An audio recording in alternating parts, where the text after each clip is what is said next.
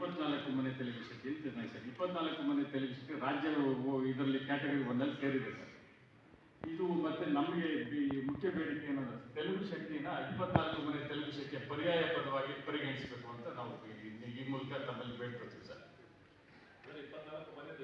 ಅಲ್ಲ 24 ಮನೆ ಇರಬೇಕು ಸರ್. 24 ಮನೆ ಜೊತೆಲಿ ತೆಲುಗು ಶಕ್ತಿನ ಅದು ನಮ್ಮದೇ ಜಾತಿ ಸರ್, ತೆಲುಗು ಶಕ್ತಿ ಅಂತ. ಅದನ್ನ ಸುಮಾರು ಸತಿ ರಿಕ್ವೆಸ್ಟ್ ಮಾಡಿದ್ವಿ ಸರ್. ಕಳೆದ ಬಾರಿ ಒಂದು 3 ವರ್ಷದಿಂದ ಜಯಪ್ರಕಾಶ್ ಶೆಟ್ಟಿ ಅವರ ಅಧ್ಯಕ್ಷರಾಗಿದ್ದಾಗ ನಮ್ಮ ಜಾಗಕ್ಕೆ ಬಂದು ಅದನ್ನೆಲ್ಲ ಪರಿಶೀಲನೆ ಮಾಡಿದ್ದಾರೆ ಸರ್.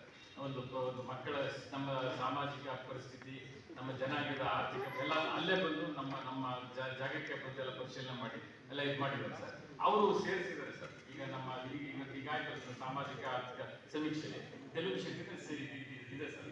ಅದನ್ನ 24 ಮನೆ ತೆಲುಗು ಶಕ್ತಿ ತೆಲುಗು ಶಕ್ತಿ ಮತ್ತೆ ನಮ್ಮ ಈಗಿರುವಂತೆ ಪ್ರವರ್ಗ 1ರಲ್ಲಿ ಮುಂದುವರಿಸಿಕೊಟ್ಟು ಇದು ಮಾಡ್ತೀವಿ. ತೀರಾ ಇನ್ನುಳಿದ ವರ್ಗದ ನಿಮ್ಮ ಬೇಡಿಕೆ 24 ಮನೆ ತೆಲುಗು ಶಕ್ತಿ ಅಂತ ಏನಿದೆ ತೆಲುಗು ಶಕ್ತಿ ಮತ್ತೆ ಸರ್ ಪ್ರವರ್ಗ 1ರಲ್ಲಿ ಮುಂದುವರಿಸ್ಕೊಳ್ಬೇಕು ಸರ್.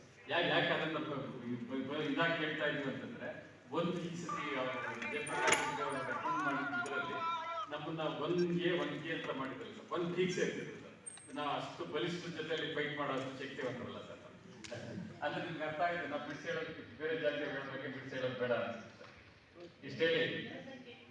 ಜನಸಂಖ್ಯೆ 1.25 ಲಕ್ಷ ಬರ್ಬೋದು, 1.5 ಲಕ್ಷ ಬರ್ಬೋದು ಮೇಡಮ್ ರಾಜ್ಯಾದ್ಯಂತ.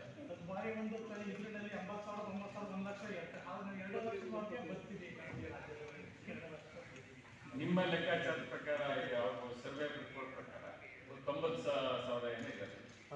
ನಿಮ್ಮ ಜಯಪ್ರಕಾಶ್ ಅವರು ವರದಿ ಕೊಟ್ಟರಲ್ಲ ಅದರ ಪ್ರಕಾರ 24 ಅಂತಂದ್ರೆ ಸರ್ ಲೆಟ್ರಲ್ಲಿ ಕೊಟ್ಟಿದ್ದೆ. ಹಿಂದಿನ ಆಯೋಗದಲ್ಲಿ 24 ಅಂದರೆ 16 ಮನೆ ಅಂತಂದ್ರೆ 16 ಗೋತ್ರಗಳು ಸರ್.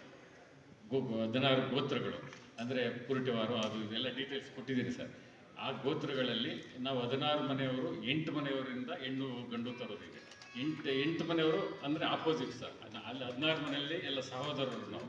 ಆ 8 ಮನೆ ಅನ್ನೋರು ಅವರು ಸಹೋದರರು ಅಲ್ಲ, ಅಂದರೆ ಆಪೋಸಿಟ್ ಇಂದ ನಮ್ಮ ಮದುವೆ ಮಾಡೋಕ್ಕೋಸ್ಕರ ಒಳಗಡೆ ಮದುವೆ ಆಗಲ್ಲ. 8 ಆಗೋಂಗಿಲ್ಲ, 16 ಆಗೋಂಗಿಲ್ಲ ಸರ್.